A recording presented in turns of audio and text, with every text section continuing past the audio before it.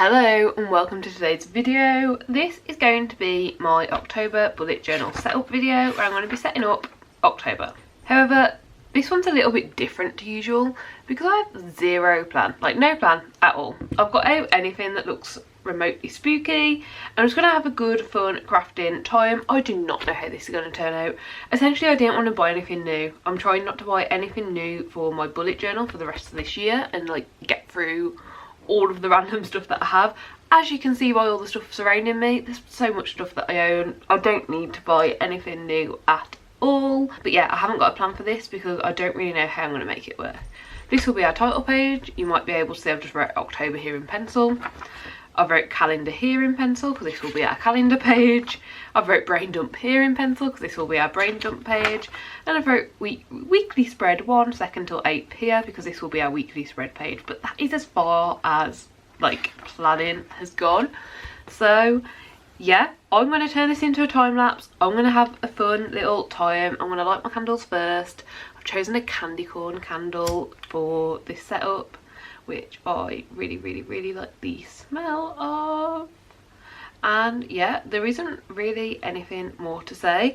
Normally I'll show you like pens and anything specific that I've like got out for the month, but because I don't know what I'm going to use for the month yet, I'm not really sure what to show. In terms of the pens that I'm going to use this month, I have got these out of my drawers intentionally. This is 2 of the pigment liners in 0.05 and 0.4. I've got a Muji pen in 0.5 and 2 highlighters in a very neon purple and very neon orange because I just thought those would be good. And then I've also got some of my more like vibrant pens together, except for this one. Actually, I really like using this white jelly roller on any colourful paper, so I have got that out because I feel like it could potentially be a colourful paper month. And then in this pot are Crayola Super Tips and Zebra mild liners. So yeah, that is the entire plan. Let's just get into it. I do need to finish lighting these candles first.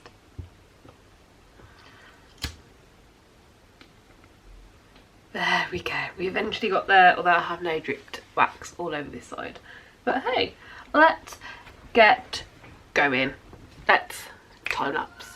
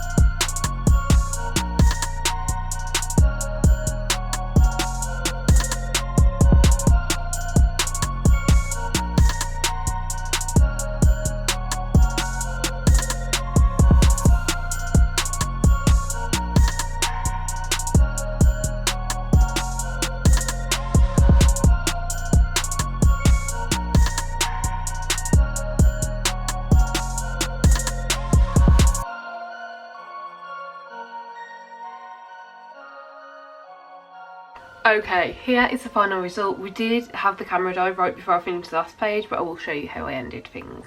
So this is our like title page really. We've got October, we've got a mini little calendar, and we've got our goal. At the very start of the month I will sit down and figure out some goals that I would like to achieve over the month. I'm quite happy with how this turned out. It looks quite spooky, it looks quite put together.